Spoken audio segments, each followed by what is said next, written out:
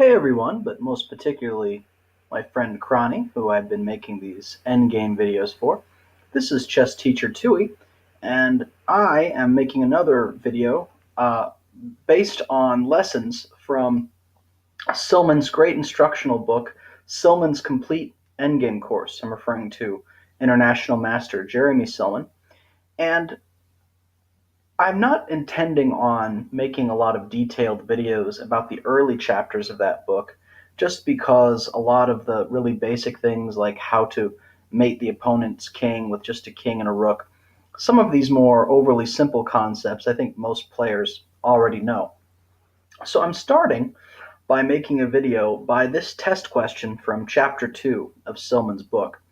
And in this position, you see that white has the king and he has the knight here, and as well, and black has his own king and a pawn on a3. And someone asks, is white in any danger?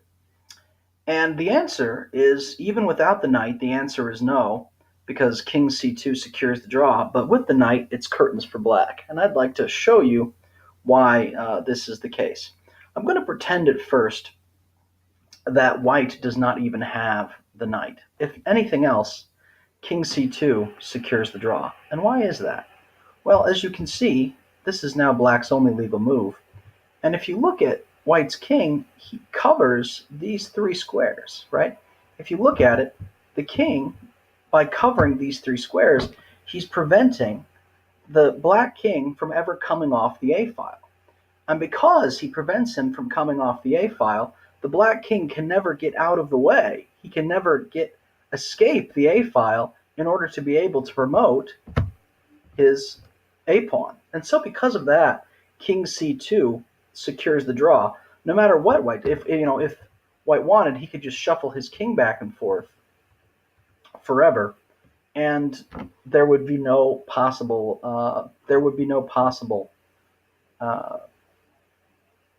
win for black.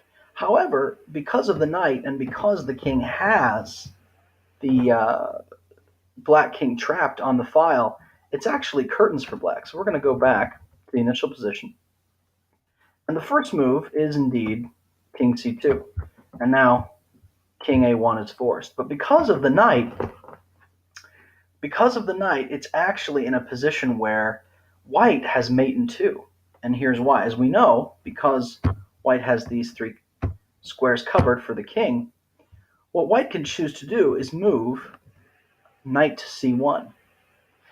Now that white has moved knight to c1, you'll see that black's king is now stalemated. He has no legal squares with which he can travel, and so now pawn a2 is forced, and knight b3 is checkmate. So it's a fairly simple idea, but one of the major drawing concepts that we see is simply the ability to use a king in order to keep the opponent, who has a rook pawn, to keep that king ahead of the pawn on the file, and then can perpetually keep himself out of danger. We're going to move forward one. This is another basic endgame position, and Silman asks if white can win. This is a trick question because he doesn't specify in the book whose turn it is to move.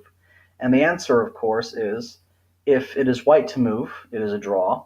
And if it's black to move, then it is a win for white. So let's see whose turn it is to move. Looks like it's white's turn to move. And therefore the game will be a draw. And it's really important that black play this position very, very carefully. He cannot, in any circumstance, allow white to do something called gaining the opposition. Gaining the opposition refers to a situation where, in this case, black has the opposition. They're one square apart, but it is white that has the move.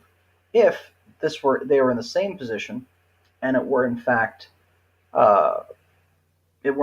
black to move, then, as a matter of fact, white would win very easily. But in this particular position, the game is an easy draw. Now the black king is stalemated, and there is simply nowhere to go, and that is how unfortunately it goes. But let's just back up. We're just going to waste a couple of moves here in order to get to the same position. So now we're in the exact same position that we were a moment ago, except we've switched the move order. So now that it's black to move. These are not moves that you would make in a real game, but I was just shuffling the pieces around. So now we're in the same position, but it's black to move. In this particular case, now, because white has the opposition, this is a very easy win, and I will show you how. So we'll assume that black somewhat knows what he's doing, and so the first thing he does is he drops back rather than going to the side. So now white goes up and to the side in order to occupy some key squares. So he then goes here. Black is taking the opposition, but unfortunately, in this particular case, it doesn't matter. The king pushes the pawn, and now, depending on what black does, white can win in a myriad of ways. It's not particularly difficult. Let's say the king goes to e8, trying to stay in front of the pawn. Now the king retakes the opposition, and regardless of whichever square the black king goes to, white's king will go up and go over the way, and now he is effectively attacking and defending the queening square, and there is nothing that black can then do about it, and white will promote and win. So it's a fairly easy technique, but returning to the initial position, if it is white to move, then black can easily draw, and if it's white to move, then black can easily win. In this particular case, Silman asks, it's white to move, and he says, or once again, Silman asks, can white win? And he doesn't specify whether or not whose turn it is. If it's black to move, once again, white already has the opposition, and it's not a particularly difficult case. But in this case, if it is white to move, he just pushes the pawn, and now he has the opposition all over again. The king goes to the side, king goes up, forces to drop back, then king maintains the opposition, keeps coming up. And as you see, right, there is a lot to be done, and you have to be very, very careful about how this position can go. Because if you don't play the position correctly, you can accidentally get into a stalemate. But if you play it correctly, then white can easily queen. And, so then you can just back, forces him up, and mate. Most endgames are actually particularly easy once you know the method. In this case, Silman asks, can white win? And the answer, again, is that yes, white can easily win, because white cannot stop pawns on both sides of the board. The king can come over immediately, and unfortunately, black will have to waste at least 2 moves to stop this pawn over here, and by that time, the white king will have already captured the black pawn and secured all the space that he needs